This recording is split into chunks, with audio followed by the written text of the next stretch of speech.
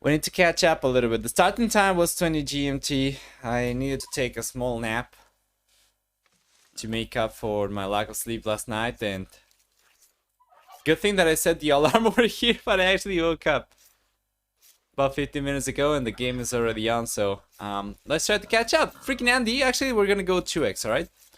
And FreakinAndy is playing Hindustani in game number 1. This is for the double elimination round of 16.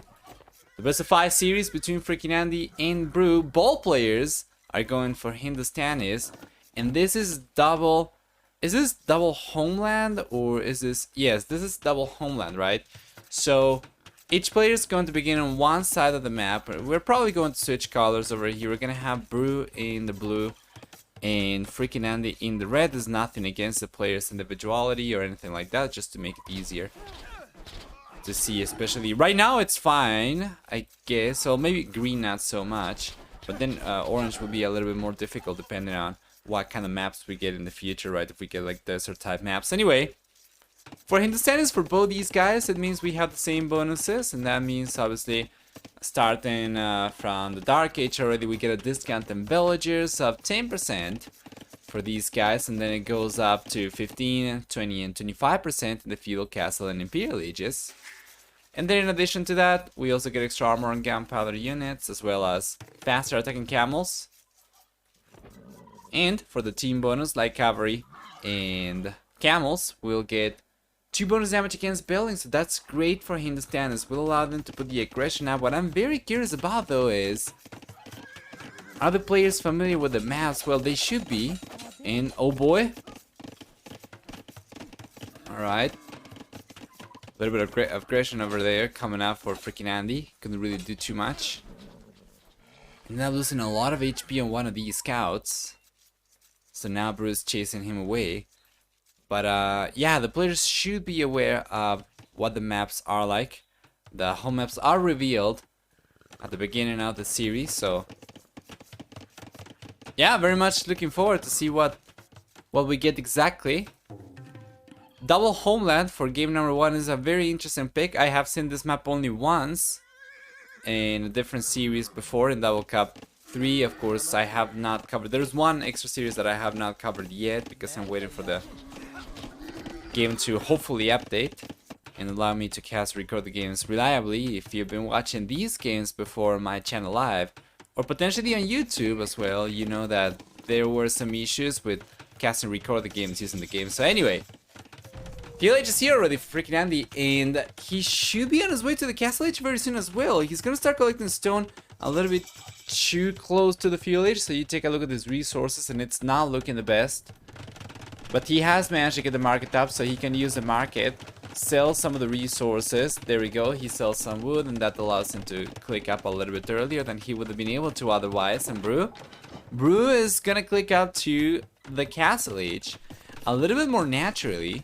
He's got a stable in the blacksmith up over here and no market, so he just relied on good eco balance by default.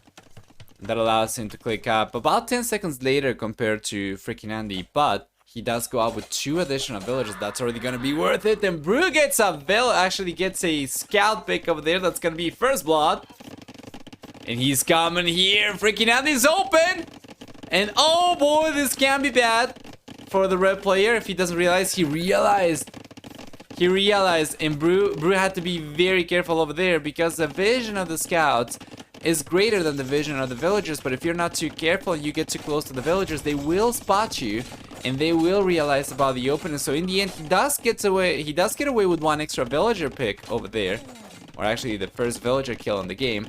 But now the hole is closed. Right, so it's not possible for Brew to come in anymore, and we take a look at the south. FreakinAndy is going for a 3rd TC, is going for a 4th TC. See a 2nd TC coming up for Brew on the left hand side, and as we have the full walls over here for Brew, he's gonna be the one controlling the center. And let's go over to 1x over here. I think we probably caught up as much as we want to. And let's see what we get. Seems like Brew's gonna try to go for a siege workshop. Yes, And now FreakinAndy knows the villagers are coming over there, and he knows about the siege workshop coming out right now. He lands a nice conversion over there on the camels, but he's going to end up losing the monkey anyway. Yes, sir. We have both these camels from Brew. Join the rest of them. Now he's got a strong force to put pressure with. Meanwhile, FreakinAndy is going for an extra stable now. That's gonna be the second stable for him. And the second monastery on the way for the red player as well. If he plays his cards right, with double monasteries, should be in a pretty good position. Plus, I believe he already had 2 stables, so this is gonna be the third one. No, that is just the second one right now, and Brew already had 2, right? So his production was of course stronger. That allows him to stay ahead over here, but just by a very little bit. So he's gotta be careful, otherwise a few conversions over here from FreakinAndy can definitely change the tide. This should be the closest set of the round. I'm looking forward to it, because the one earlier today was not too close. And by too close, probably not close at all. Which is weird, right? You know, from those 2 players you would have expected something a little bit closer, but yeah, let's see. Nice pick over there. Manuel goes down from Brew.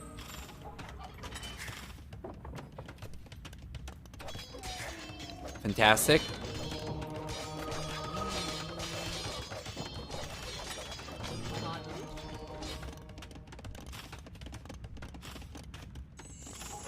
There we go.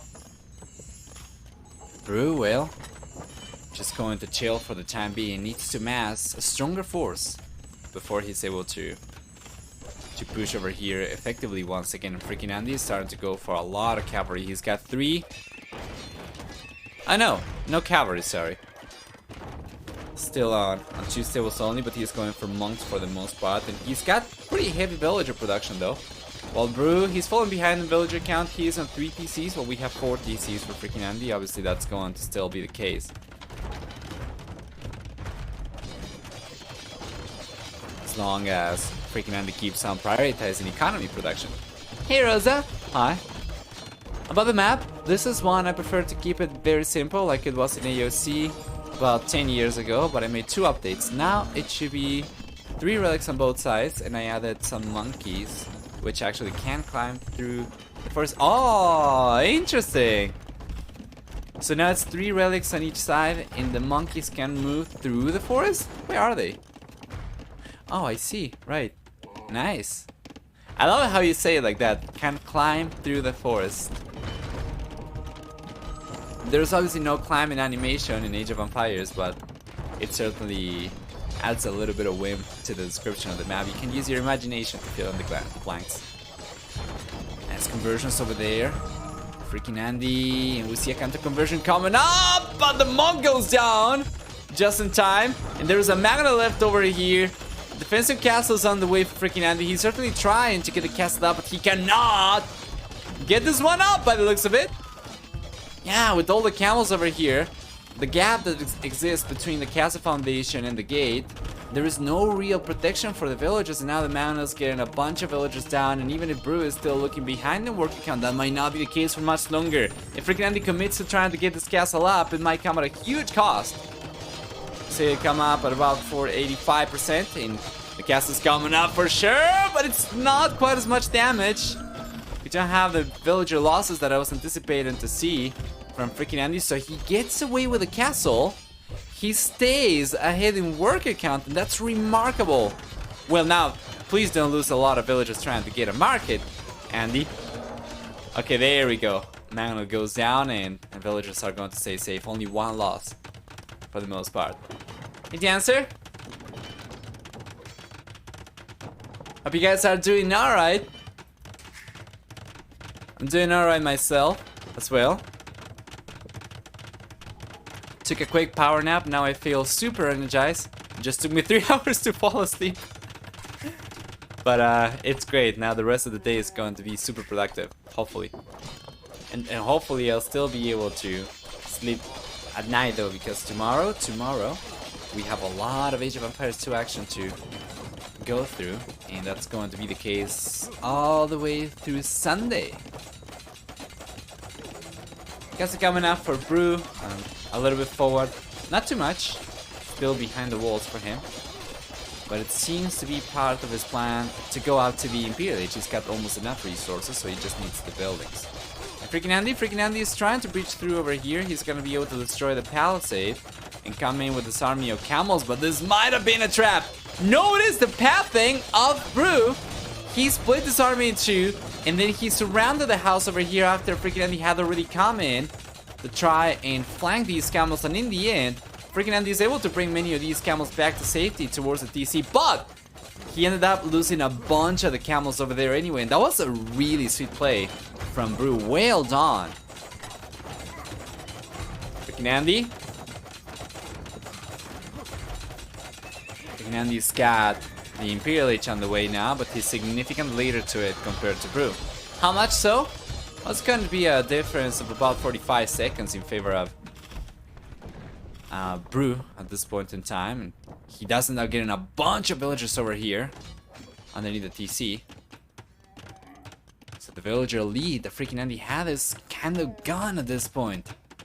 Brew's still ahead in military count. You know, for all the extra villagers FreakinAndy ended up getting on top of Brew, I don't think he had too much to show for it. Let's take a look at the economy time. Yeah, as a matter of fact, Brew had a lot higher gather economy time. Has right now a lot higher gather economy time compared to FreakinAndy. So the economy efficiency for the red player has not been anywhere near as high as that of Brew's, and it's certainly showing over here. So he ended up paying a lot of extra resources for a lot of extra villagers. He ended up losing a lot of those, right? He lost 22 villagers so far. There's less than half an hour into the game. And, well, in the end, it's just going to represent a substantial lead for Brew. He ended up clicking up to the Imperial Age earlier. He ended up going for more military units. He's got a second castle now, about to finish building as well. And now that he's got into the Imperial Age, we see a trebuchet on the way. He'll use to trap this castle down, potentially the TCs as well. He's got the heavy camel coming up, as well as plate bar and armor, and FreakinAndy's got still about 10 seconds to wait until he gets to the Imperial Age, and only then he'll be able to queue up the same upgrades. But Brew is already with a foot ahead. He's already on the lead for sure, in the driver's seat. And FreakinAndy is just gonna have to survive the next few minutes before he's able to even consider the possibility of pushing back. Yo, Basimir! Hi, welcome back. Long time no see. How are you doing? Hope everything's going alright as well.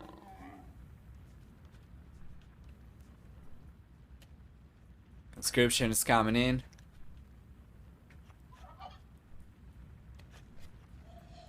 Or Mr. Brew. FreakinAndy. He's got the same upgrades coming in, but now we have already heavy camels for Brew. He's got already the trebuchet over here. Nice knife! Taking the mountain down before the trebuchet gets in danger. Hold on. All good. Baby start to walk. Nice! Basimir, congratulations. That sounds great. Oh man, life moves on. Life goes on and you get these things. You gotta feel pretty happy about it. There we go. Now we have heavy camels over here for FreakinAndy as well, but as he just finishes getting the upgrade for his units, Brew already has Imperial Camel halfway through in about 20 seconds. The units from Brew are going to be so much stronger, so there we go. He gets Imperial Camels, and FreakinAndy's gotta be mindful of this upgrade. He's gotta respect this army from Brew. The left hand side will still have a lot of pressure coming in from Brew, so FreakinAndy is struggling to just defend his main base over here around his castle, but then there is a lot of extra units around the map from Brew just trying to sneak in, and here he comes on the left hand side. He destroys the house. And doesn't seem like FreakinAndy is going to realize about this on time. He's taking a lot of villager losses, so he probably realizes and calls it GG right away, to be fair. he was most likely going to end up losing the castle. Against 3 trebuchets, not too much he can do other than just spamming villagers to the castle. But of course, now that Brew was sending the camels in, it was not really possible for FreakinAndy to keep on repairing this. So well played! Brew on, FreakinAndy, Neil. Take a look at game number 2 in a moment, but for the achievements, better than 3 to 2 KD ratio for FreakinAndy, for Brew, sorry. We're going to have also for economy, a stronger economy for Brew. Ended up getting about 2,200 extra resources throughout this game. And for society, we'll see a stronger worker count, a max worker count for Andy. However, in the end, he ended up losing 58 villagers, while Brew didn't lose a single one. 58-0. Eco KD, how about that?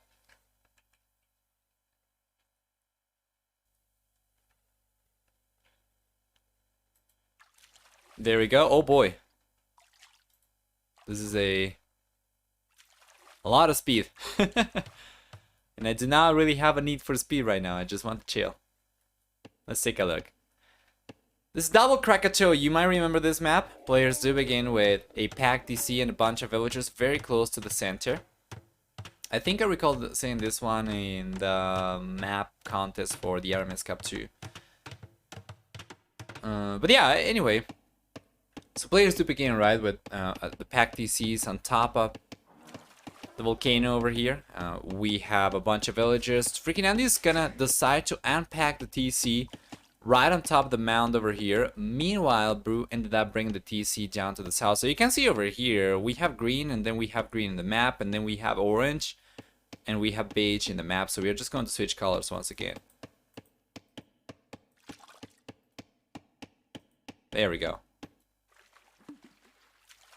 The rest of your villagers will begin on an island, as well as your second pack DC, and then you have to transport those over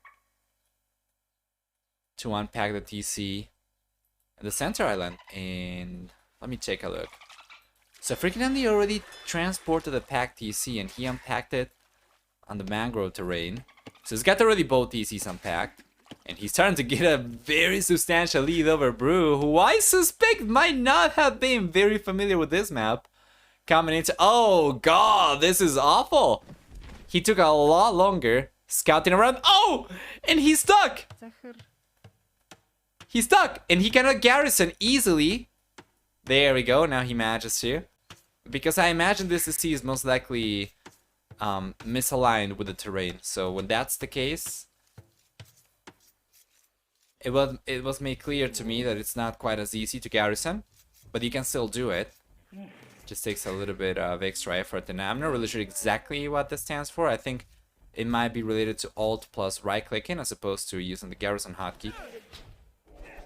Alright, I imagine it's probably about the same thing for both, but you cannot just click anywhere. I think you have to be a little bit more specific about where you click. Anyway, he manages to unstuck the villagers, and there we go. Gets both DCs up, so shouldn't be that far behind. FreakinAndy is about 3 workers ahead. It's gonna go up to the fuel H already. But Brew got the TC up very close to hunting, so he should be able to get the elephant, the rhino. He's got 2 elephants, as a matter of fact, close to this TC, and a bunch of deer. While on the left hand side, he's got plenty of hunting over here as well. So I think some of this might make up for the difference in uptime, for the difference in worker count by the time Brew finally got the TCs unpacked. Been good times? It's been great. Yeah, you know, I was actually thinking back earlier today. And I've been streaming for quite a while already. Whoa! Bossimir! Noba has the biggest avocados, I swear. That is not every time. Thank you so much for the tip. But this is actually a special finding that we had the other day at the store. At the convenience store. My flatmate actually found these, and they were massive. They are not the same type of avocados that you usually associate the most delicious avocados with, but they were still pretty darn good, and they were about half the price. So yeah, we took them. Those Those were massive. Couldn't believe my eyes. Yeah, it was larger than my fist, probably twice as big. We still have one left over there. We bought 3. That was several days ago. Actually, I uploaded the picture a few days after we took it, as a matter of fact, so we still have some. It's from the contest, but there it had no pack TC, just some villagers plus transport ship on some islands and extra villagers on the volcano. Yes, I think like FreakinAndy would dock on the island and TC at the shore. Fish is the best possible star you can get. Yeah. You can take advantage of the water economy. You can take advantage of the extra resources over here. Technically, you still have access to gold on solid ground, right? You don't need to go and take a look at the mangrove terrain or try to find resources over there. You can still find some over here. It's just not going to be quite as close as I think. So if you got the TC up over here in between the gold and the wood, that would have been a little bit easier to protect, perhaps. But I guess that's about it. So now Bru's finally going up to the fuelage. He's going up so much later than FreakinAndy. And FreakinAndy got to the fuelage, but didn't really do too much with it. He just rushed it. But he doesn't have towers coming up. He doesn't have military coming up. He doesn't even have a military building to produce units, right? He does have some fire galleys he sent forward, but Bru has not really been fishing too much, so... Well, at the very least, not on the right-hand side.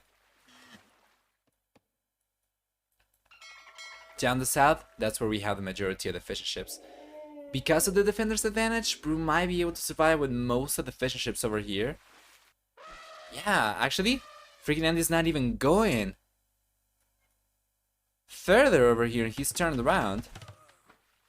This is not great. Oh, wait! A villager just went down for Bru. Where? I swear I saw the villager indicator go up in the last few seconds. And I heard the villager now. Oh, there we go. Dead by stampede.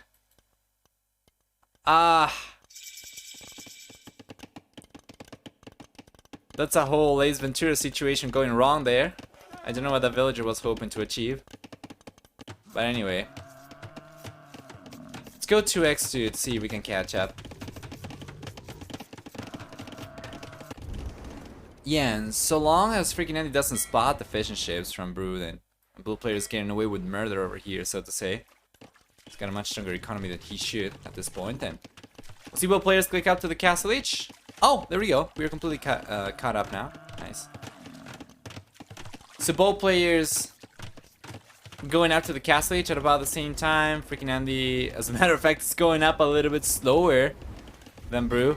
And there we go. Finally, FreakinAndy manages to do some damage, getting a fishing ship down. Beautiful. Yes, of course. You can do exclamation mark socials.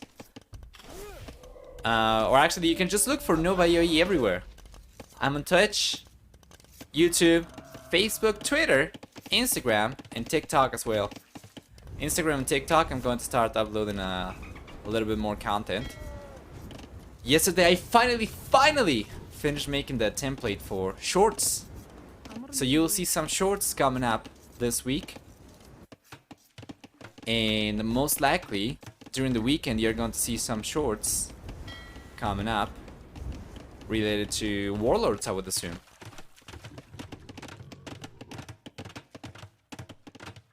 For interesting information, bits of the stream, nice place, that kind of stuff.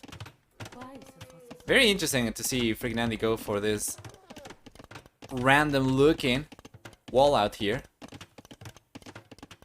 Sure to winter time.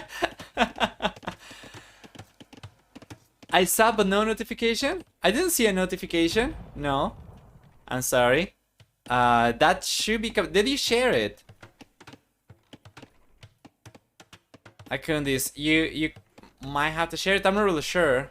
I don't think that's probably the case. If you already shared it and there is still no notification, it might just be Stream Elements being lazy. But it's going to come up. No worries. In any case, thank you so much for the support. I see that you're a sub now. Thanks a lot. It's gonna come up in a moment, I'm sure.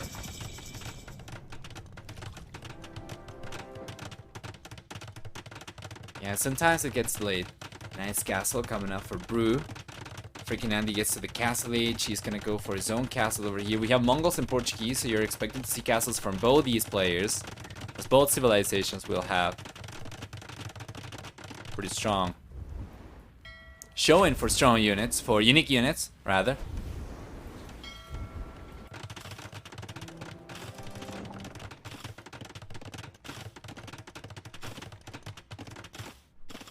Beautiful, the castles come up. And we have Mango Day on the way from Brew. Meanwhile, FreakinAndy is gonna go for organ guns. He's going to go for petards. He's gonna try and put pressure with siege. He's got organ guns on the way. A big difference between both these unit types is that Mango Day are significantly faster, so they can take advantage of mobility. And organ guns, they are pretty darn strong, but they are just pretty slow. Meanwhile, the water. We have the War Galley upgrade here coming for FreakinAndy. Brew already went for it. There we go. Beautiful. I'm just happy that you can buy an avocado with the money. Oh yeah, for sure. Thank you so much for the support. It's going to come up, I'm very sure, in a few moments.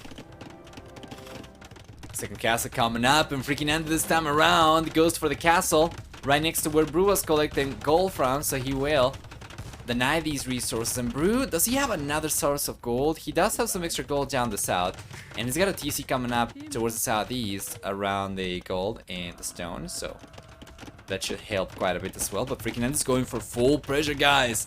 He's got the organ guns coming out. He's got now Siege Workshop come up right next to the TC from Brew, so it seems like this should be gone sometime soon. Let's see.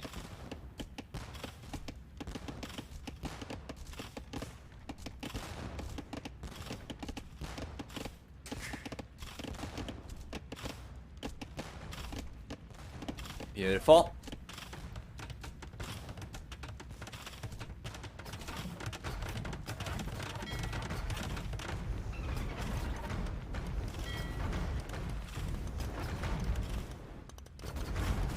Here we are. So far, FreakinAndy's looked a little bit stronger over here. He's managed to clean up the fire ships, so he could potentially come forward with these war galleys and take on the fishing ships over there.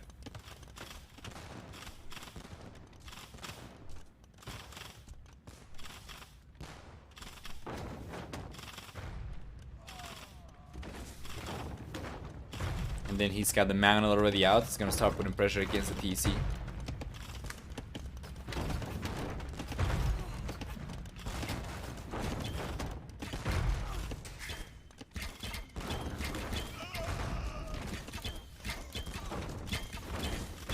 Beautiful. And the TC is going down. There's no way around it. So Bruce gonna be left on two TCs. The one over here that he went for after getting to the castle age, and the one that he unpacked towards the right hand side.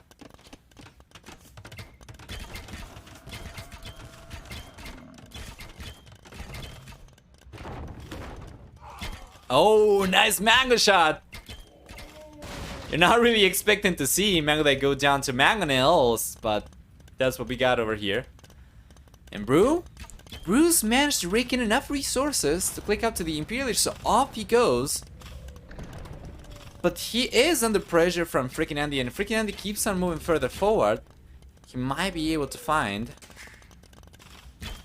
some good damage over here, so I'm not too sure about FreakinAndy's position over here. Like, it seems good, but he needs to keep on putting pressure. Otherwise, Brew gets away with the Imperial Age. He's gonna be the first player to get access to trebuchets, and with trebuchets in Mango Day already, it's gonna be so difficult for FreakinAndy to keep on pushing against an Imperial Age player, right?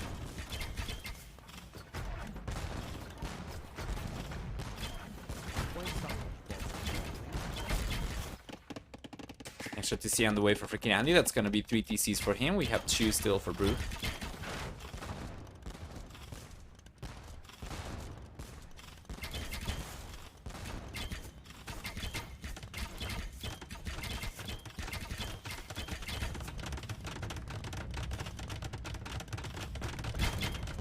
Here we go. Yeah, nice picks over here as well, taking advantage of the bonus damage. The Mango, they clean up the organ guns quite easily. And Brew is only about 40 seconds away from the Imperial Age, thus only about 40 seconds away from being able to go for a lead Mango there, which is going to make this even stronger against Siege. And doesn't look like FreakinAndy will be able to keep on putting pressure anymore over here. Oh man, Brew's defense has been fantastic, and to be fair, he does have a very strong civilization to defend himself with against what FreakinAndy's got to work with at this point in time. So he's done so. Yeah, and he gets rewarded with a much earlier Imperial Age. We should see trebuchets on the way as soon as he can afford it. For the time being, he's going for Bracer. Does he know about this? He knows about it. He's coming in with a Mango Dice, going to take the organ gun down, and that's a lot of villages exposed from FreakinAndy. Most likely they're not going down. There we go. Absolutely beautiful from Brew. And despite the fact that he had a much rougher start this game, taking so long to counter the center and to locate the good fitting spot for the TCs, he did end up getting a lot of extra hunting that allowed him to keep up overall. And now, he is looking extremely strong. FreakinAndy, on the other hand, he's lost a lot of villagers over there. He's lost 25 villagers so far this game, or 25 workers so far this game. Well, Brew's in a whole different game over here, it feels. The trebuchet coming out. Brew should be in a pretty good spot. He's gonna start trebbing down this castle. We should see extra trebuchets coming out from Brew as soon as he can afford them, of course. He does have another one over here. I do find it fairly interesting, though, that he's trying to target this castle first as opposed to the castle on top of the hill, but he might be expecting FreakinAndy to be on his way to the Imperial Age, and he might want to get some damage down right now as opposed to trying to get the castle down over here, and because of the hill advantage, not being able to do so. In any case, it shouldn't take too long for him to take this castle down and then move on to the next one, and we know the FreakinAndy is nowhere near having enough resources to click out to the Imperial Age, so there is no rush. Brew should be able to get everything down that he wants to.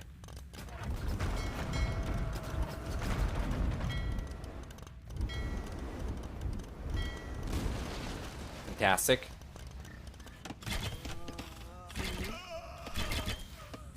Nice villager picks. Looking good for Brew still. He's very close from catching up in work count overall. No third trebuchet coming out, might not matter. This castle's going down for sure in the next 2 volleys. 1. And the second one is coming here. Okay, it's gonna be 3 volleys by the looks of it.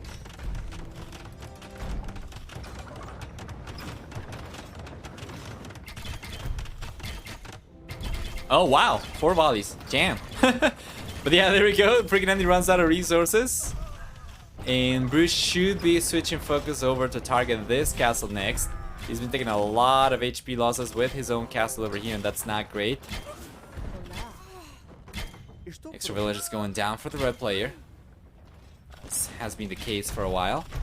And still wonder why FreakinAndy is not, or why Brew is not targeting this castle next right away. He could definitely save this castle if he switched focus right away. But now it seems like it might be a little bit too late. Yeah, this castle's taking a lot of heat. Oh, nice pick still on the right-hand side. FreakinAndy gets a few villagers over here from the gold. We're just gonna try to get a defensive castle out. There's a lot of knights over here from FreakinAndy. He could very well end up taking some of the villagers down over there with the knights. Yeah, there we go, going after these, and we see the villager at the center from Brew collapse as well. Probably a little bit of a unnecessary loss. Yeah, we'll see a few villagers go down underneath the TC over there as well.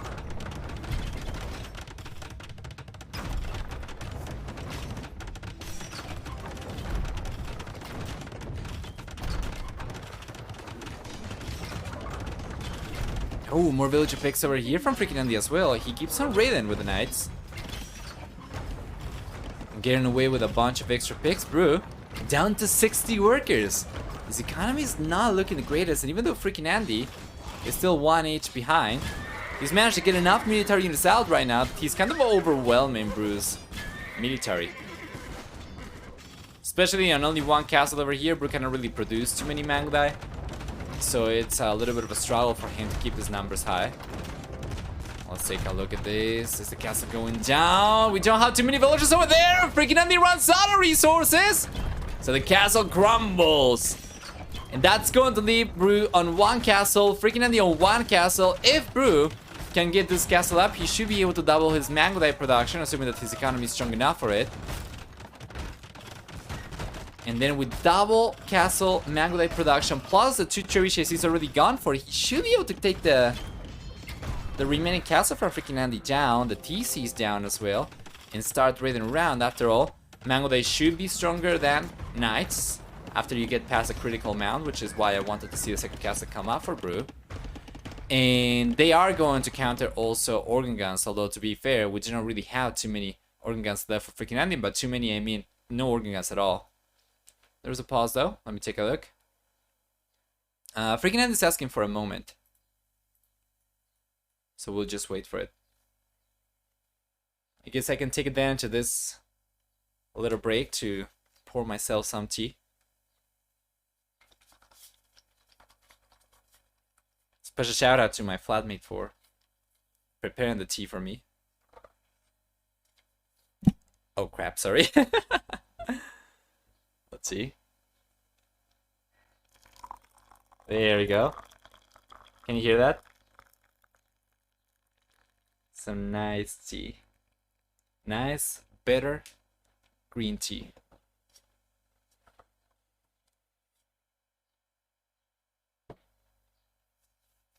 Yes. Fantastic. There we go.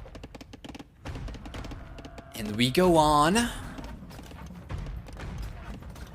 Game number 1. Still some pressure coming in from FreakinAndy now that the castle's up for Brew. It's not really possible for the red player to keep harassing this area anywhere near as much anymore. We see the knights go down. They ended up taking a single villager, but 4 knights went down, so probably not the best. And the trebuchets are here from Brew, so he should be able to start targeting the final castle from FreakinAndy, after which he'll have only TCs to worry about it, honestly. Given that we have 83 villagers for FreakinAndy and he's got 3 TCs to work with, he can only garrison up to 45 villages at a time. And if Brew roams around with a Mangudai over here, keeps on going for more Mangudai, he should be able to get a bunch of villager picks around the map for sure. Nice defense. No elite Mangudai at this point in time, of course. The economy for Brew is nowhere near strong enough. Oh, and a lot of villagers down the ground, down the south over here though. FreakinAndy's raids are still working out extremely well for him. That was not a lot of knights that he sent over. And he ended up getting a lot of villagers down. Brew's going down to 47 villagers. Now, he spotted the forward castle attempt over here from FreakinAndy, and there is another pause. What is going on over here? Do we have any latencies? At all. Okay, FreakinAndy says that he had a freeze. But they are going to continue going right now, so... yeah, there we go. And of course, nothing is going to save these villagers. So... yeah, that's going to be another loss for the red player. And this is so interesting to see. Brew is significantly ahead in military count. And FreakinAndy is significantly ahead in economy. You know, because we don't have too many extra military units for Brew. FreakinAndy might be able to just save some resources and make a play for the Imperial Age. Then go for Cavalier, you know, and keep on putting pressure. But Brew is gonna try to keep on going for more and more Mangudai. And once again, it's kind of a tricky position because if FreakinAndy tries to go up and he stops producing military because of it, then Brew gets to the point where FreakinAndy is going to struggle to counter him. He gets to the point of 20, 25 Mangudai, which are already so hard to take down by knights. And we take a lot of extra loss over here from the red player. A lot of villagers going down. And honest to God, not a lot of Mangudai dying over here to the knights. Okay, that is a good surround from FreakinAndy, but because of the mobility, Brew is going to walk away anyway. Damn! 73 workers for FreakinAndy, down from a lot higher than that just a minute ago. This has been a race to the bottom from both these guys, and it's amazing to witness. Do we still have the trebuchets? We still have the trebuchets for Brew, but he doesn't really have the defenses to keep the cherry chase up, so he does end up losing one. He's gonna need to go for another one to compensate, and he's gonna need a lot of extra Manglebite to protect those cherry chase while he tries to get the castle down for FreakinAndy as well. Hey, probably saw the guy. Welcome. There we are. A lot of extra villagers going down from FreakinAndy as well, and I can't believe I see the red player go down to 70 workers over here. He was so much higher than this just a few moments ago. The Manglebite are just so effective at raiding. To be fair, FreakinAndy has also managed to get plenty of damage down with his knights as well. And he's actually finally cleaning out these Manglebite, which is a very expensive loss for Brew because he didn't really have too many units to work with at the beginning, right? So now he's down to 10 Manglebite. If he was able to save these, he would have been able to group the Manglebite together. He probably would have been up to 18 or 20 probably, just a few Manglebite away from having a sort of unstoppable army. But now he's gone down, he's gone back one square. And FreakinAndy, well, FreakinAndy still going pretty heavily onto villagers, but he spent so many resources on that. He's lost so many villagers. I'm not really sure this is the right way to go anymore. I think probably he might want to make a play for the Imperial Age as well, but yeah, we already discussed that it's also kind of a tricky position for him, because if he stops producing military to save the resources to go up, we might end up overwhelming him. Freaking English. And this castle seems like it's going down. So we are 41 minutes into the game, and so far we have seen 181 villagers go down, 182 villagers go down. Remarkable. Castle crumbles from FreakinAndy, and Brew goes for a third castle on top of the hill.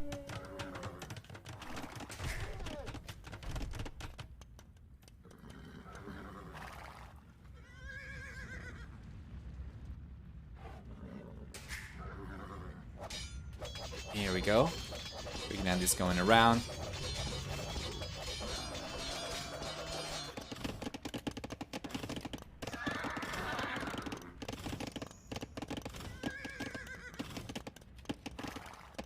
Beautiful.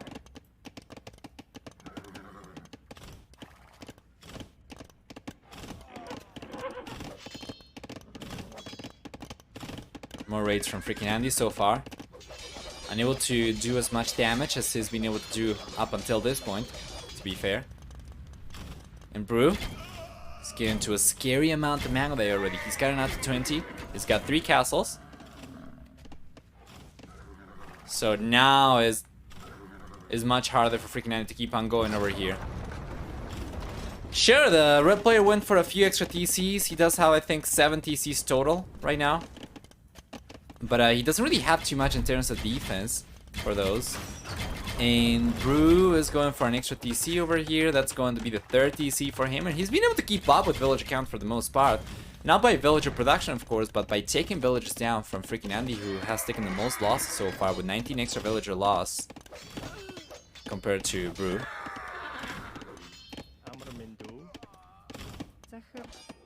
Why are elite skirmishers not an option for Andy? Well, because mobility, he will be able to only play defensive with that. He can go for elite skirmishers for sure, but it's not a like if you have a limited amount of resources and you gotta choose. Do you want to get your villager count up? Do you want to get trash units out? Do you want to get gold units out and go forward and try to raid? He's made this choice. He could have gone for it, but he wouldn't have been able to go for everything else that he's been going for. So in hindsight, of course, it seems like it would have been a better play, but he had to make the choice a few minutes ago, and he decided to prioritize villagers and knights. Yeah, he could definitely have gone for it. It just would have kind of stuck in playing defensive, right? Although I guess that would have been better, because if he just committed to villager training and elite skirmishes, at the very least he would have committed to defense, but then going for villager creation plus knights to go forward and raid with, he had a little bit... He tried to go for both things. He tried to go for economy and for pressure. Although there is no saying, honestly, because it did work out. I mean, take a look at the amount of villagers he killed. He did damage, it's just that he also took a lot of losses. Yeah, he could have gone for either thing. What he went for did pay off, but it was not enough. Let's get here. Can I get a quick rundown on the map? Well, yeah, sure. I mean, it's probably too late now, but the players begin with one pack DC in the group of villagers and the island in the corner, one each, right? So they can transport the villager and the TCs, and they can choose where to unpack the TC. And then at the center, we have mangrove terrain with wood, gold. And then further in, we have extra gold, we have berries and wood. And then on top of the center hill, we have a lot of fish, stone, and some wood. And the players begin also with a group of extra villagers and the pack TC on top of the center. So you have some in the corner and some at the center, and you can choose where to unpack your TCs. From that point up until now, we saw a lot happen, of course. So it doesn't really do justice to what this game was like, but there's the rundown anyway. 2-0, Bruce looking strong. Let's take a look at the skirmishers. Oh my god, I was trying to read the chat and talk at the same time. Let's take a look at the achievements, sorry. Close to 2-1 KD ratio for Brew. Absolutely amazing for economy. A stronger economy for FreakinAndy. We have about 14,000 extra resources for the red player. And for villager count over here, the villager max count was higher for FreakinAndy, but not by a whole lot. Only 13 extra villagers for the max villager count. He ended up taking the most losses though between both these guys. As he ended up losing, what is this? 113 villagers? No, more than that actually. Oh no, yeah, 113 villagers, and Brew, he ended up losing 98, I think. Man, well played. That was such a hectic game though. Players roaming around everywhere, the castles, the TCs, damn. What an interesting one. Anyway.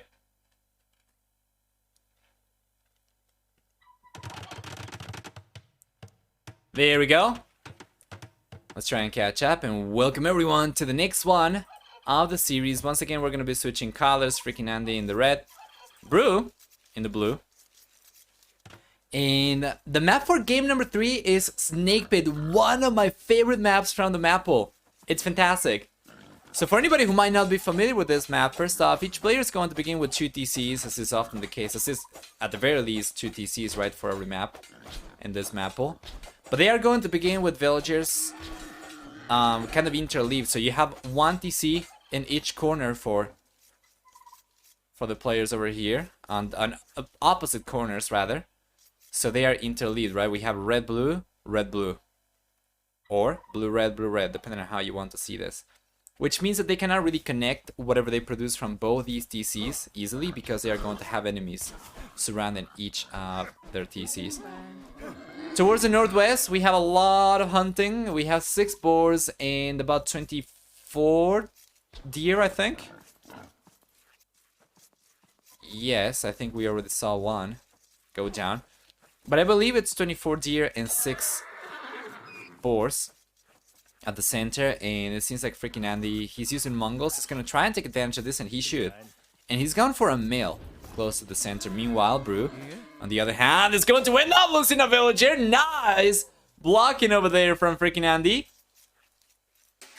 Fantastic.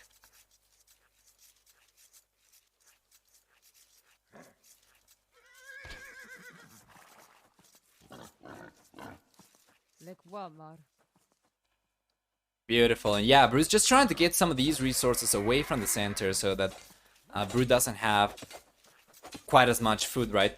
And so FreakinAndy doesn't have quite as much food, sorry. So Brew is trying to get yet another boar over here. That's going to be that 3rd boar that he gets from the center, I think. There are 4 boars over here.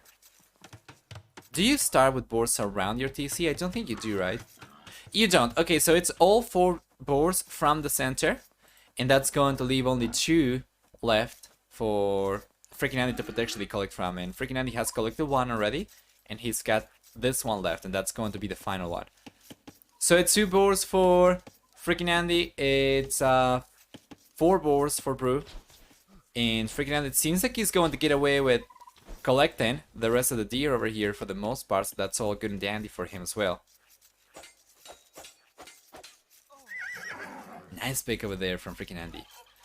Besides all the hunting that we have towards the northwest, we have also towards the southeast a lot of potential for fishing, as we have a river running across the southeast edge of the map. And Bruce seems to be the first player to go for a dock over there. Well, FreakinAndy on the other hand, not so much. Yeah, he's just banking on the hunting over here, because why would he go for anything else? He's playing Mongols, he gets 40% faster working hunters, he's going to have plenty of food available here. And Brew is not really contesting that too much. We have Berbers for Brew. This is a very interesting matchup, because we saw in the past, sometimes players with Berbers on this map will send villagers forward to try and engage into villager battles. After all, the Berber villagers, they do move 10% faster, so with good unit control, should be able to get some nice villager picks overall.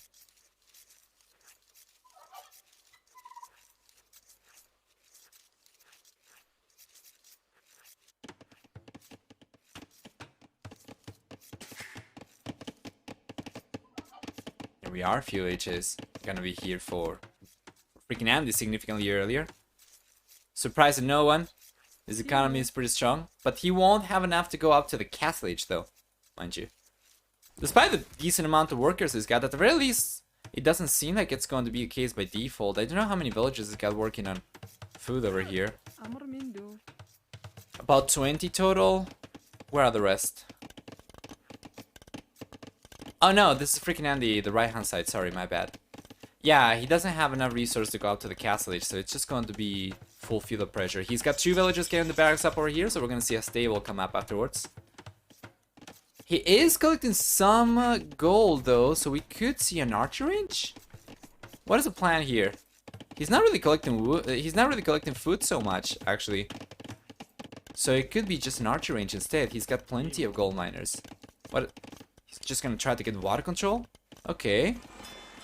So he's rushing the fuel H, and this will delay his castle time by quite a bit, but he'll try to get water control, so he's already been benefiting the most from the hunting at the center. Now he's gonna try to get water control, potentially get all the fishing as well.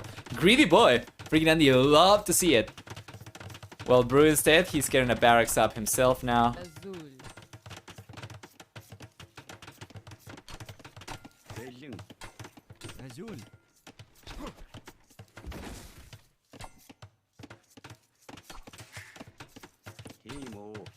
There we go.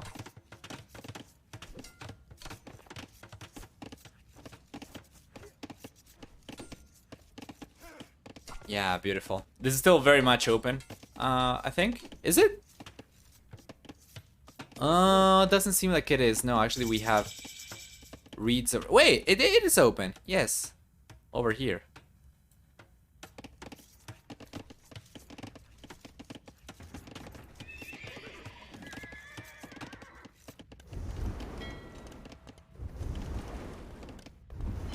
Very nice. FreakinAndy manages to kind of step on top of the dock foundation over here before the villager starts building it, which means Brew cannot really get this up. Because of the way the fire galleys work, if your villager is able to at the very least hammer the dock up, they'll be able to finish building it for the most part, because fire galleys are not really good at targeting units behind obstacles. Yeah, and we have no galleys coming out from FreakinAndy, so it's just going to be fire galleys for him. And Brew is not realizing about this not coming up.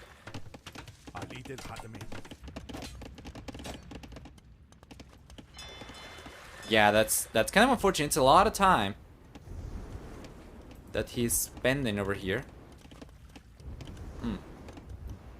Okay, there we go. Talk's coming out finally. Yeah, and from this position, it's not really possible for FreakinAndy to target the villager anymore, unless he had a standard galley. This is good though. FreakinAndy's getting the fishing ships down. He's getting the fire galleys down. Brew still very much outnumbered in terms of navy. FreakinAndy's unit control is perhaps not as good as it could be, but he'll still look a little bit stronger over here just by sheer numbers. Left hand side, still was not really done much of anything for FreakinAndy, and both players are kind of stuck in the village over here, just fighting over the water. And not a lot of pressure elsewhere. Although FreakinAndy seems to try and change that. He's gonna start putting some pressure with the villager over there against the palisade.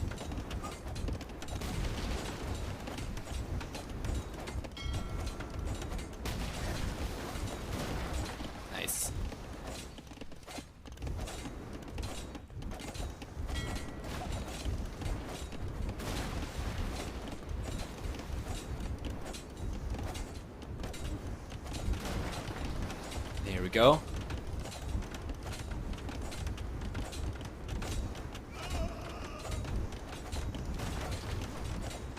Beautiful. Villager goes down over there, but does not seem to be paying too much attention. So it's looking fantastic for FreakinAndy. He's the first player to click up to the castle age as well. This game is just going so well for the red player. We might finally see the first point for FreakinAndy, and if he gets game number 3, that guarantees a 4-game series. Oh, and it's open! It's open! Here come the scouts!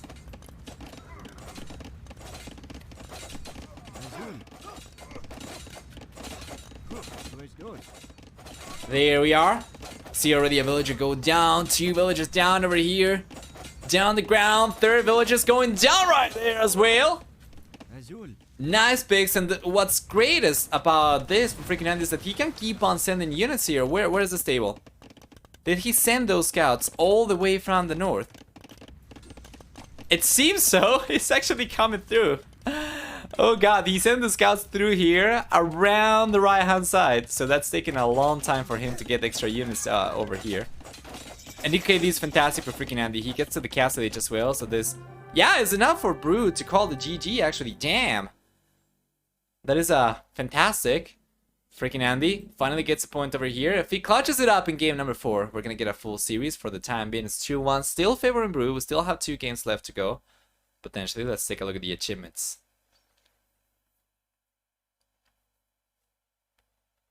Here we are. Better than 3-2 KD ratio for FreakinAndy in the end. We'll see for the economy. Stronger economy for FreakinAndy as well. Beautiful. For society. It was pretty close for both these guys, but of course the fact that FreakinAndy got to the next stage and we have the same worker count towards the end, or at the very least the villager count towards the end, is nothing short of remarkable from FreakinAndy, so it was going to start getting ahead. Beautiful.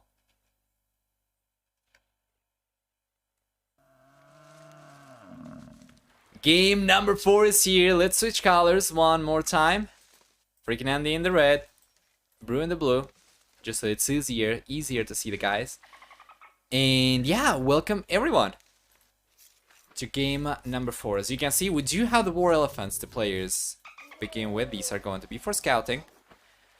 They are not good for attacking. You can see, as a matter of fact, they have 0 attack. It says 0 plus 26, but they cannot really target anything. And if you take a look at the line of sight, it's quite large for these units. Meanwhile, for the rest of it, we have a pack TC as well. The players can unpack wherever they see fit. So you have a starting TC that's already unpacked, or actually that's already built, and then you have a pack TC that you can choose where to get up, right? And on the right hand side, seems like Brew is going for the TC. Right next to the box turtles, in some wood over here on the left hand side, we see the FreakinAndy is already trying to take advantage of the buffaloes. And let's see, where's the TC? The TC is in the middle of the gold and the reeds, but no box turtles. I guess there's an elephant over here for him to potentially try and collect food from. Is the war elephant significantly larger, or is it just me compared to Gaia's elephant? Seems to be darker as well. Is it a different species?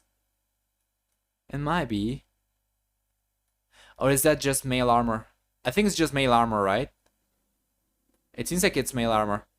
Yeah, it's larger. It's larger than Gaia elephant for sure. Damn.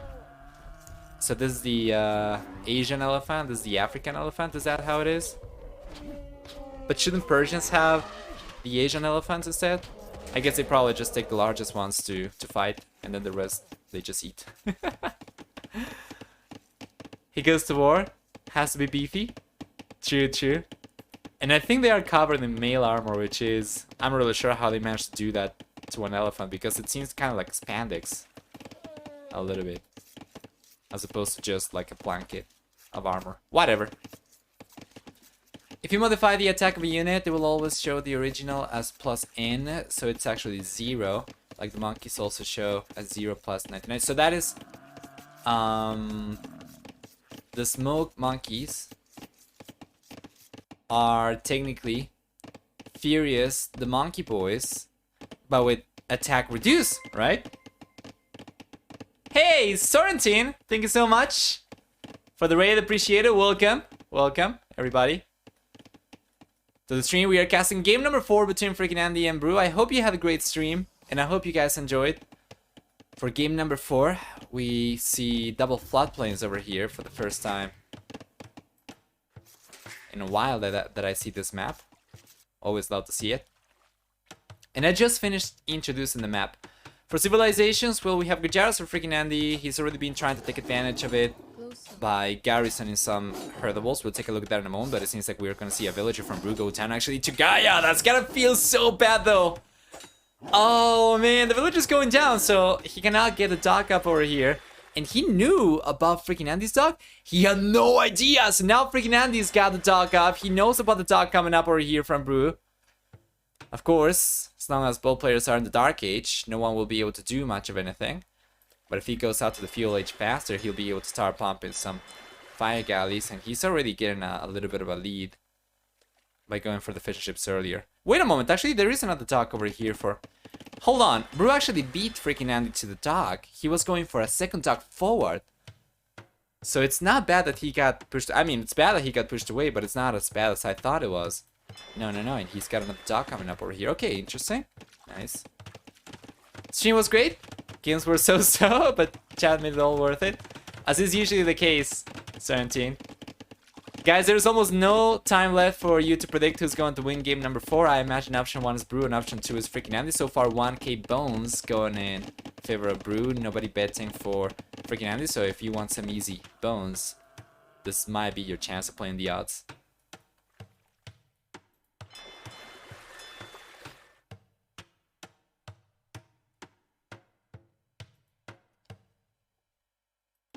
Yeah. Prediction time. There's almost no time. Oh, there we go. Plot thickens. Now predictions are looking better for Brew. For FreakinAndy rather. But prediction time is over. Yeah, it's fine. It's fine. Some people cannot predict, but it's okay. Is it really a war elephant? Yes, you see. There is some lore to it. There is a backstory to it. You might not be aware of it, Caspanian, but you see, these are war elephants that have already gone to war, and they have seen things. They are scared. All right, they have scars, so they are scarred rather, not scared. I guess they are scarred and scared. So they don't want to fight anymore. They have chosen the way of peace, so they're just going to be scouting. All right, they have switched jobs. They don't want to fight anymore. They're going to keep the armor for decoration, just so that people recognize them as veterans, but they just decide to scout this time around. So there is no fighting for these guys. They are retired, exactly. Yes. They have earned the right after seeing so much bloodshedding.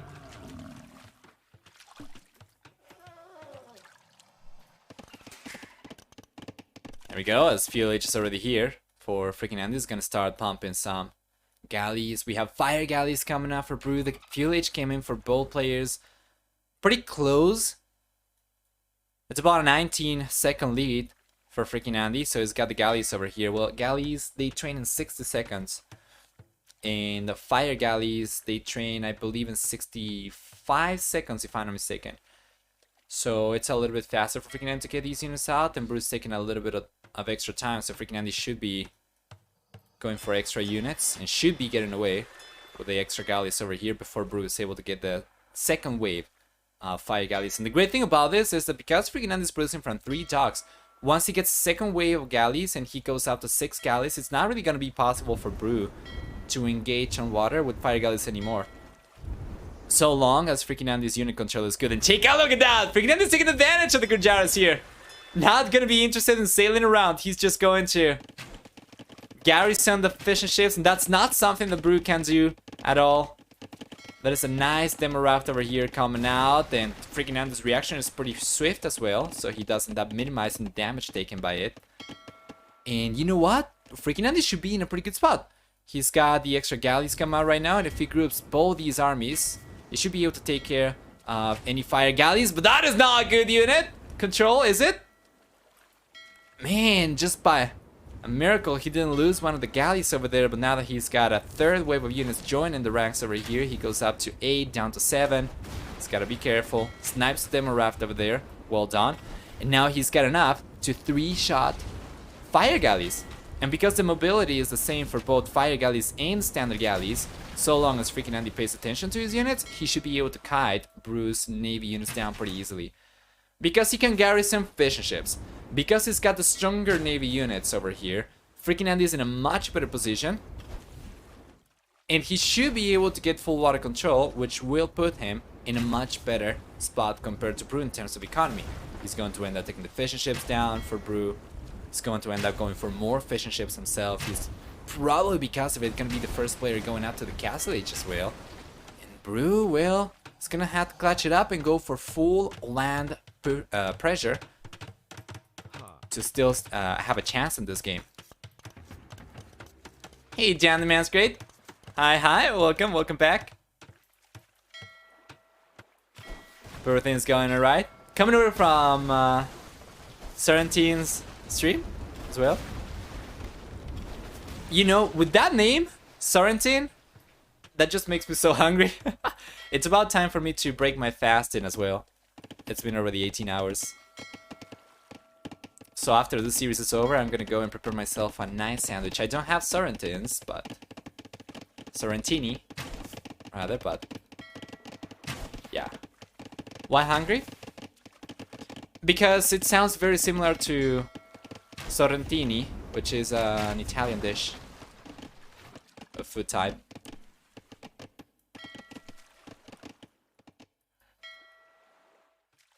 Yeah, didn't you know? Yes, go and search for it, but it's with 2 R's, and it's Sorrentini as opposed to Sorrentine, if you want to be more specific, but it's good. Oh boy. Oh, Bruce not paying attention, man. Oh, the tragedy.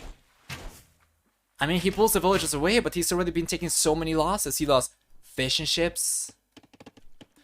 He lost villagers, right? He's taken 12 eco losses, only 11 of which were to FreakinAndy's units. Of course, one was to Gaia. We saw it.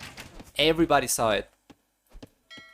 And now both players are going up to the Castle Age, and even though Brew is going up significantly earlier, FreakinAndy is in a much better spot. It's got a stronger economy, it's got a stronger military, and even if it's just going to be military that's good for water only, he can utilize this water control to get a stronger, an even stronger still economy by going for extra fishing ships, and then transition military production to land units. 18 hours, are you even human? Yeah, you get used to it. It's hard at the beginning, for sure, the first 2 weeks or so, but then you get used to it.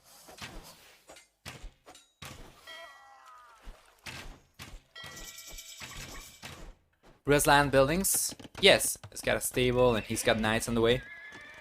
He's got a war galley upgrade coming up. I don't think he'll be able to do too much. He's got a bunch of fire galleys, so that's going to turn into fire ships.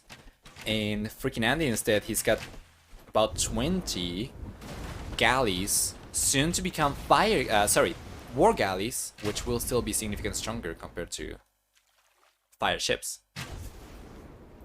So FreakinAndy should be fine over here, so long as he pays attention. He's got 30C on the way as well, though it seems like he might end up losing a few villagers over here to the night. Let's see, Brew is paying attention. It's very hard to keep track of everything. As a caster, there is so much to pay attention over here in ways of stats and what's going on in the minimap and what's going on in the actual screen, but then as a player, it's so much harder to keep up because you're actually throwing commands all around. And yeah, it seems like FreakinAndy will get the TC up, just barely. There we go. That was very close from being denied, and now he's got a monastery, right? So he's gonna try and get some monks out. He should be able to defend on land as well. And that explains why I was asked if I was born in Sorrento today in game. Oh, is that so?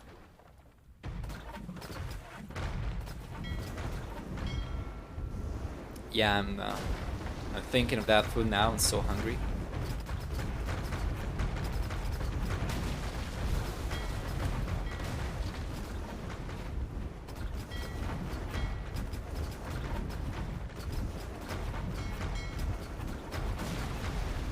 Beautiful. FreakinAndy will end up getting full water control. Interestingly enough, he's not really making a transition to land unit production yet. He's got some camels coming up, but a single stable obviously doesn't really indicate heavy military production planned. Andy also lost something to Gaia. Look at KD. Andy? Oh, true. He lost 1 unit to Gaia over here. Fair point. Might have been a villager earlier as well. I didn't spot that one.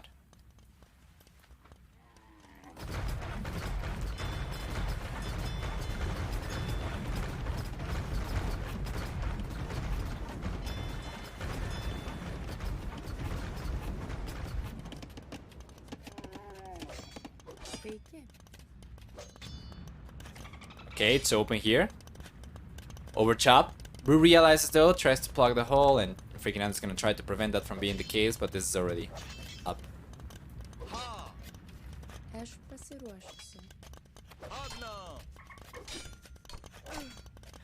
You know, if you're in Brew's position, it's gonna be kind of painful. You are ahead 2-0, right?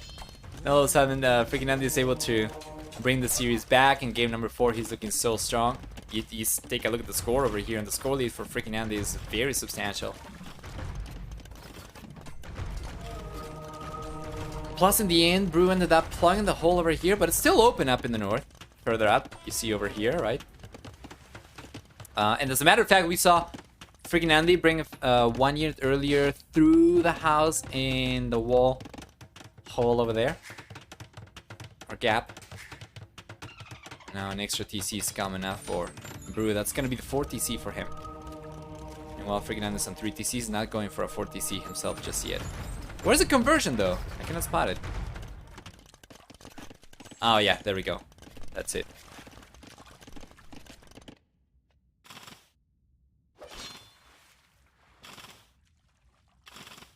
Good amount of camels from FreakinAndy. He's got 2 stables now, so it seems like he'll finally start investing into land units a little bit more heavily. 3 stables, as a matter of fact. Nice. Castle's on the way for Brew. If you're in Blue's position, I guess the only way back in this position would maybe be going for relics and try to make a lightest play. Because the Lycha do not really care about camels too much once they get a few relics in. Because they ignore armor, and the extra relics give you extra attack, up to 4 extra attack, right? And Bruce's been able to collect only 1 so far.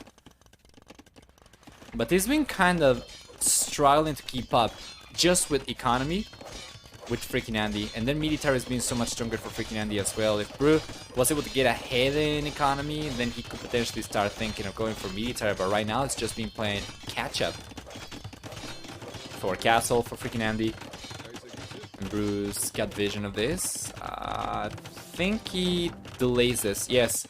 He could potentially deny this as well if he plays his cards right, but he's going to respect the castle too much. He brings the monks back.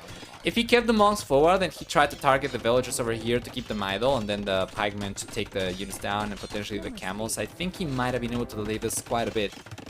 But in the end, FreakinAndy's getting away with this. He's got the castle. He's got the camels coming in. The war galleys doing a lot of damage from water as well.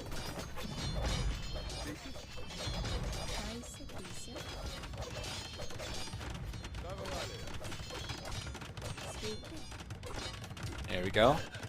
Wow, second castle for FreakinAndy right away as well, right next to the first one. Sheesh, dude, this is... I don't know about this. I mean, it's great for FreakinAndy, but I was not really expecting this kind of pressure. He's got 19 stone miners, so I guess it's not going to be the end of it even. And Brew seems to be playing towards the Imperial Age, but I don't know if this is the way to go. This is kind of similar to what we saw in game number 1, with the difference that FreakinAndy is in a much better spot. While in game number 1, Brew was kind of in a... He went up to the Imperial Age much earlier, and only then FreakinAndy, I think, he started getting a lead, right? Now FreakinAndy is already ahead, so if Brew clicks up to the Imperial Age, that's a lot of resources he's investing towards the next stage when under pressure from FreakinAndy. So I'm not really sure that'll be the play. We have one relic for each player, and Brute did send a few light chai forward. Couldn't really do too much yet, but he did end up idling a lot of the villager work over here from FreakinAndy, who ended up garrisoning both DCs. Yeah, Brute going up is dangerous. You are risking getting punished over here by a player who's got the lead and who's got momentum against you by clicking up to the Imperial Edge as opposed to using the resources to get defensive units up or to get fortifications or whatever. So this is definitely FreakinAndy's chance to do a lot of extra damage, and he gets a tower up over here. He's got chakram throwers. With both these castles, his production is decent. I think that's an alright way to put it. Tower goes down, and Brute tries to get a castle up over here, but not against the chakram throwers, man. And there's another castle on the way for FreakinAndy.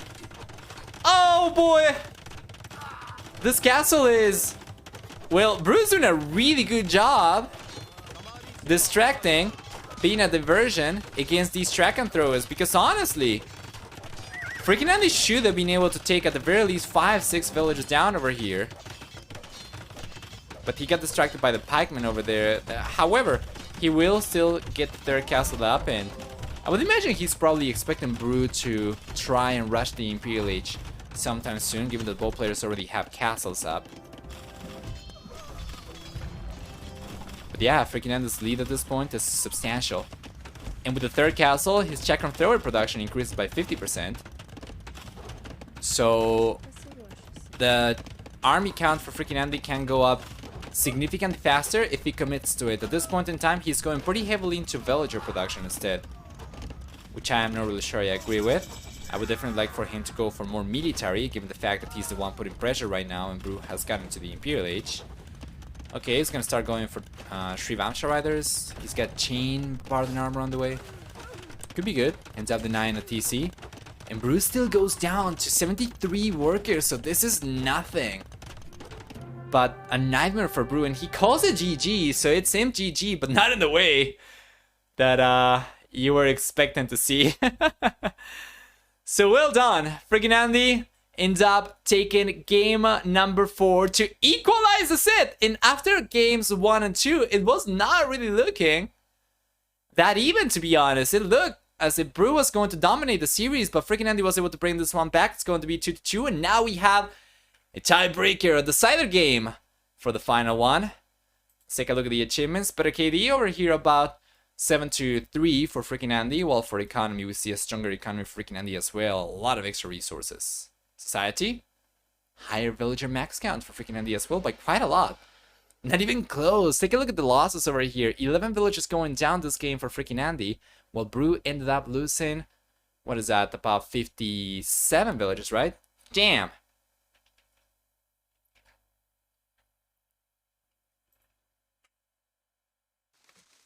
There we are, guys. Game number 5 is here. Let's switch colors.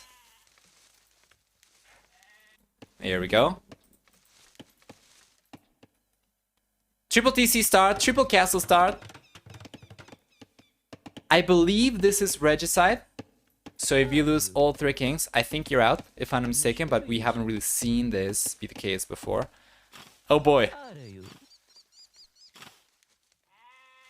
Ah, that was so close. He's gonna try to get the king. He's gonna try to block. He's gonna try to block it, and he cannot get it. That was so close, though. So yes, you've always been really good. I first saw you in KOTD 3, was it? It could have been. I think we cast a final with Mem of KOTD 3. We cast a semi-final, I think, for Battle Africa 2. And then we've been casting quite a bit. I've had the pleasure of co-casting with Dave as well. Many other streamers as well. T-West has been great. Django. Nice pick. T90? Not yet. Onlu? Not yet. We tried. Just things sometimes do not work out in terms of times, and, you know, timing is off. But yeah, anyway, one thing that I noticed for YouTube is sometimes it takes like one good video to really blow up for your whole channel to blow up as well. For instance, for T90, that was the Force Nothing video that he made several years back. And if you take a look at his Twitch stats, you can see that he went from streaming to an average of about 40 viewers, I think, before that video, to about 300 or so. Back in the day, that was huge. It was so hard to... Oh! A villager goes down over here for FreakinAndy. And there is a pause. Wait a moment. Let me take a look at the game to see if it was FreakinAndy to issue the pause. It was paused by FreakinAndy. I think he might be having issues? Yes. No, not really.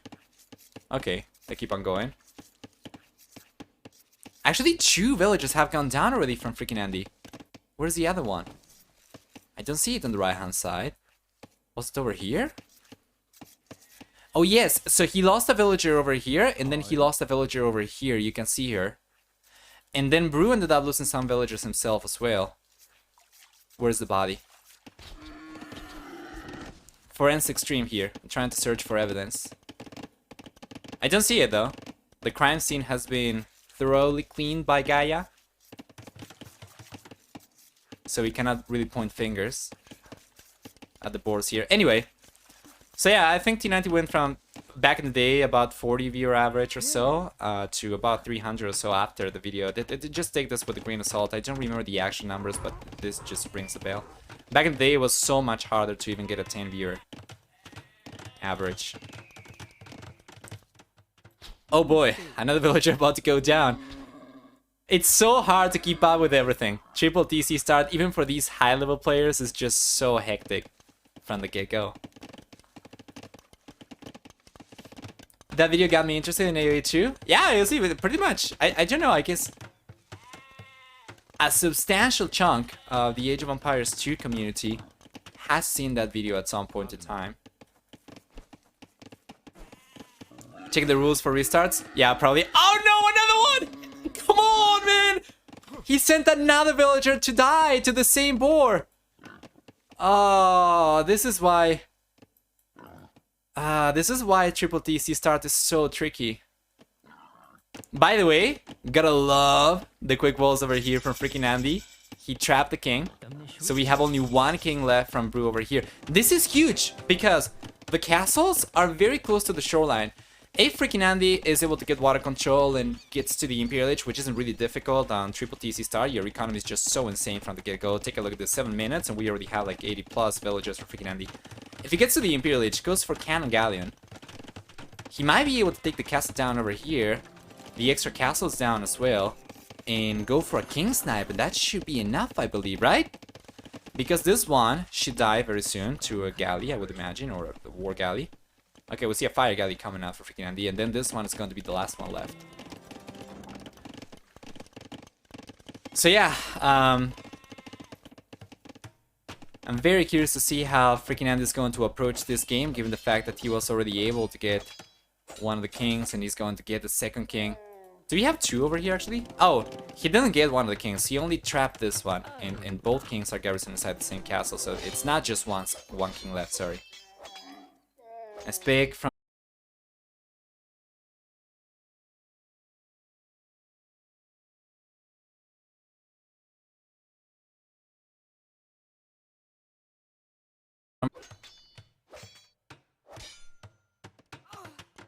There we go, nice! Villager pick over here so far. FreakinAndy has lost the most villagers. Of course, not all of these were to military units. Some of these were to Gaia. That's going to be the case also for Brew. The Castle Age is going to be here very soon for both these players. However, Brew has invested a significant, considerable amount of resources. Oh, the king went down, by the way, to the tower. Yes. But Brew has spent a significant amount of resources trying to get water control. Well, FreakinAndy, on the other hand, is starting to go for some navy units himself right now. And even though we have a somewhat close economy or work account for both these players, Brew has been able to significantly outproduce or outpace FreakinAndy in terms of navy production.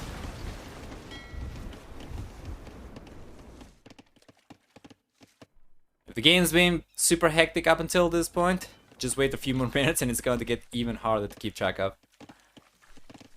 Predictions are on for who wins game number 5, by the way, guys. For about 5 minutes, it seems. You'll be able to wager over here some bones on who you think is going to win game number 5 and thus the series.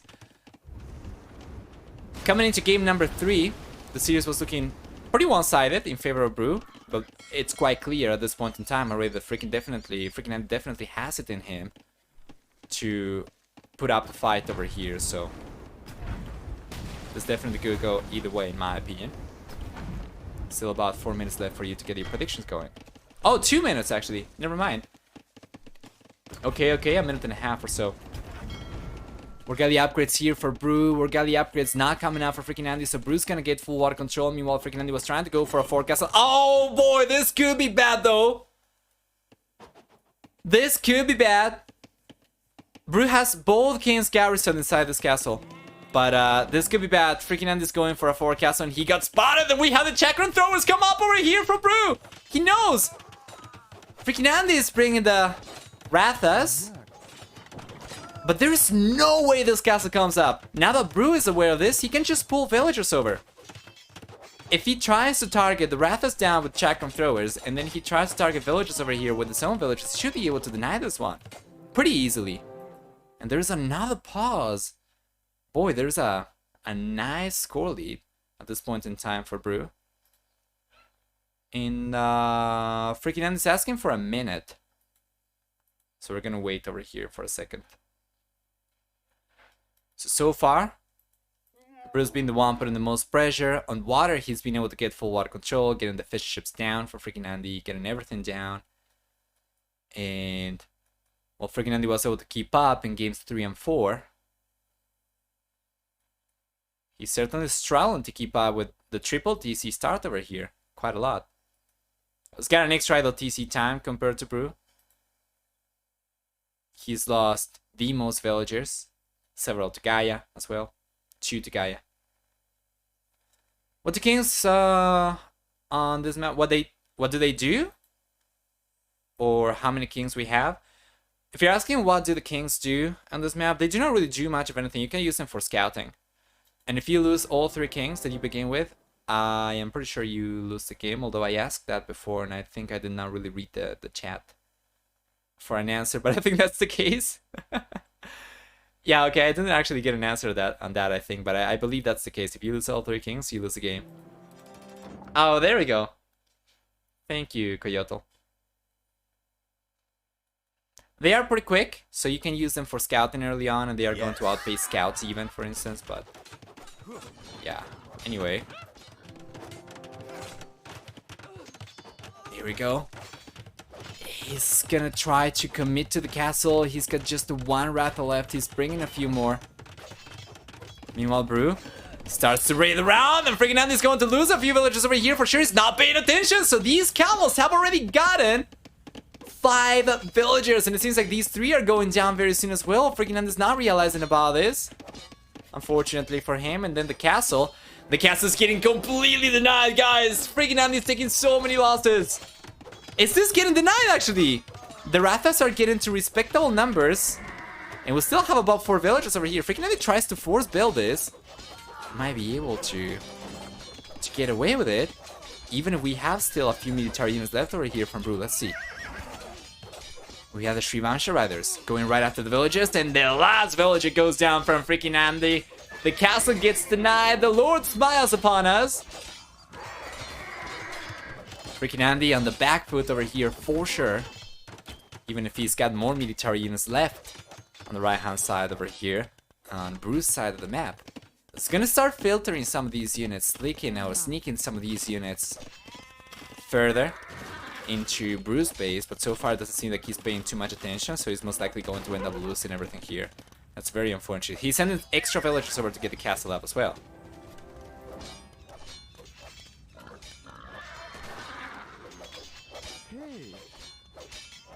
Lucky is coming up for FreakinAndy as well. And Brew's going for a counter castle, so it's not really going to be possible for FreakinAndy to finish building this castle. Instead, he's gonna go for one in the back over here. But honestly, because of the camos from Brew, it doesn't seem like FreakinAndy will even be able to get a defensive castle left. This is so unfortunate for the red player. It seems to be kind of falling apart a little bit. Anybody lost all 3 kings on this map? Not that I remember from the games that I saw, anyway, I don't think so. And to be fair, many of the series that I cast had out of sync issues when trying to play the recorder games. So there were a few games that I was not able to really finish casting, and I think one of those was on this map. So unless that one had all 3 kings killed, I don't think we saw that. I think the one game on this map that I couldn't see was the Viper versus Overtaken, if I'm not mistaken. I don't know if that maybe resulted in that. Bobo Coyotes should have invited me. I would have managed to lose all 3 kings. Yeah, I think many of us would have been able to claim that honor. Castle comes out for FreakinAndy though, and Brew was trying to go for a forward castle, but not gonna be able to do so. Not on the right hand side anyway. I guess he could try to push on the left, right? It's been pretty uneventful so far. Yes, he's sending some villagers over to get an outpost up.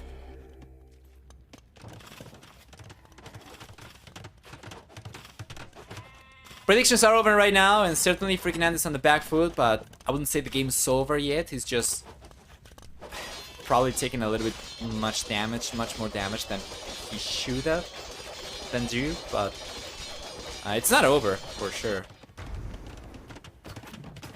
Imperial Lich is on the way for Brew, and FreakinAndy shouldn't take too much longer to go out to the Imperial Lich himself. Keep in mind that because of the amount of Navy units Brew's gone for, plus the amount of villagers he's gone for, there is a chance that FreakinAndy might be able to get ahead in military count for land units by quite a lot. Because of a few things. Brew has right now 12 units on water that he cannot really do too much with unless he makes the transition to Cannon Galleon in the Imperial Age. So from water, he's not really going to be able to do too much. And then FreakinAndy's got fewer villagers, so he's got more space for military.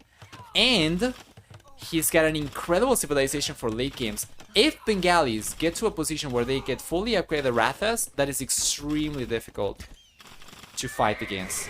And Brew Civilization is going to struggle against this as well.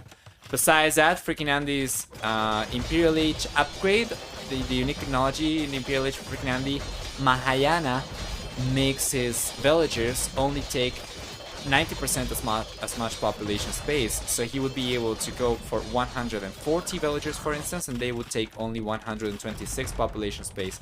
So he will be on a comparable economy compared to Brew, but he will be able to go for 74, right? Military units, and all on land, compared to, well, if Brew had, let's say that he stuck to 148 villagers and then the 12 military units that he's got on water, he would only be able to go for 40 military units on land. So there is definitely a chance over here for FreakinAndy, in my opinion. But yeah, it's not going to be easy, of course. There's still a little bit of surviving left to do for FreakinAndy, and there's a lot of massing for him to do if he wants to get to anywhere near enough numbers for these Rathas to be scary. Plus, he needs a lot of extra upgrades.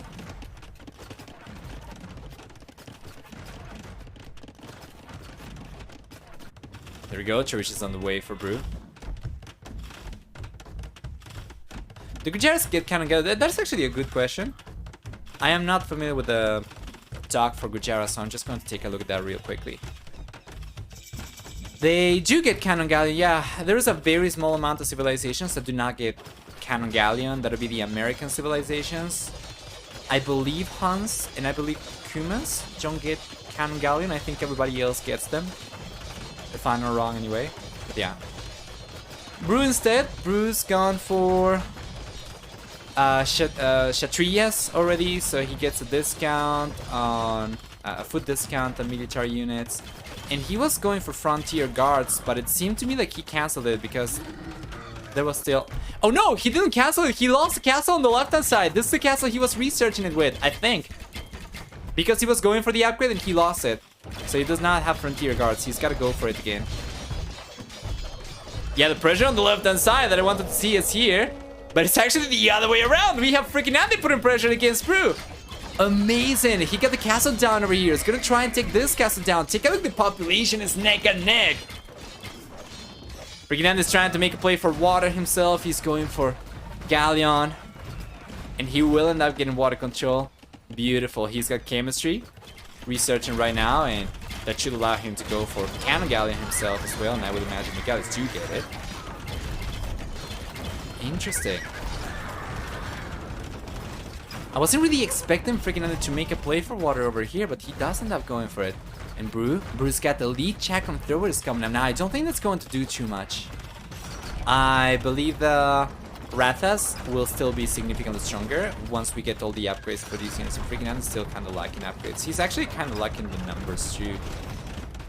He's got bloodlines on the way. Hey, and there we go. He's got in chemistry. He's got Cannon Galleon on the way. And this can be huge, guys. Remember, FreakinAndy, if he gets water control, and he's got it, can go for Cannon Galleon, and he's going. And he can take the castles down with Cannon Galleons, and he will. And he can go after the kings, and that's what I'm not really sure if he's going to do. The kings are going back, are falling back over here to the next castle. So your kings are not in this castle, Mario. Is gonna have to try and play whack-a-mole a little bit over here, as Bruce going to lose castle after castle, and the kings are just going to keep on moving around, going to the next castle. We see population still very even for both these guys. And interestingly enough, it's the other way around right now, where FreakinAndy's got a lot of villagers. He's got a lot of navy units, so he does not have quite as much in terms of land military, right? But he just finished researching Mahayana as well, so that's going to help keep his villager count under control, so to say.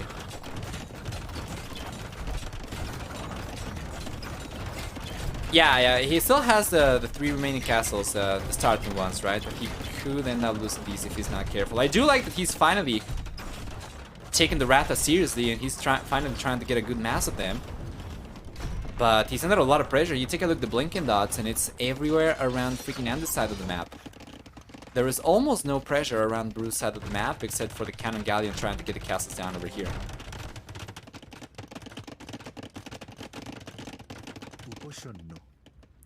What are you doing, mister?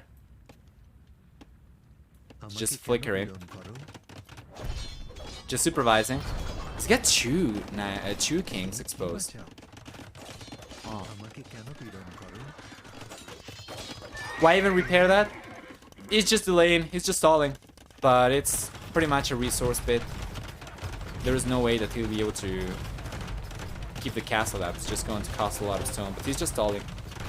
Because he's got momentum on the left-hand side, if Bruce is able to keep the castle up over there and keep his own king safe, he should be able to go for it and keep on putting pressure. And all that he needs right now is just to keep the castle up for long enough so that FreakinAndy does not have a chance of taking the kings down. And there's a chance for Brute to take the kings down over here. Man, the units going down over here. A lot of Rathas, a lot of... Yeah, there we go. Wow.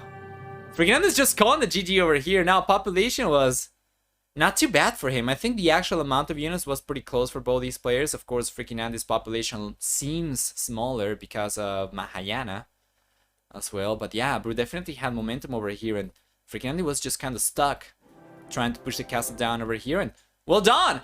Brew ends up taking the series, guys, with a final score of 3-2. Knocking FreakinAndy down to the losers bracket, but the story is not over for FreakinAndy, because he's going to have still a second chance of getting through the losers brackets, potentially into the grand finals of the tournament. But for the time being, Brew lives in the winner bracket or in the upper bracket, and FreakinAndy is going to have to try harder in the bottom one. We'll play for Brew. KD is going to be pretty close over here for both these players. I would imagine economy is not going to be quite as close though. It was somewhat close, but still about 4,309 extra resources for Brew, if my quick maths are correct. So that kind of compensates for the KD being somewhat even, right? So he got a little bit better KD. He got a better economy, so he was able to better afford the units that he was losing compared to FreakinAndy. For society over here, we'll see actually a higher worker count max for FreakinAndy, but it did not really make too much of a difference. Still, the most resources collected went for Brew, and that's going to be about it for this game and for this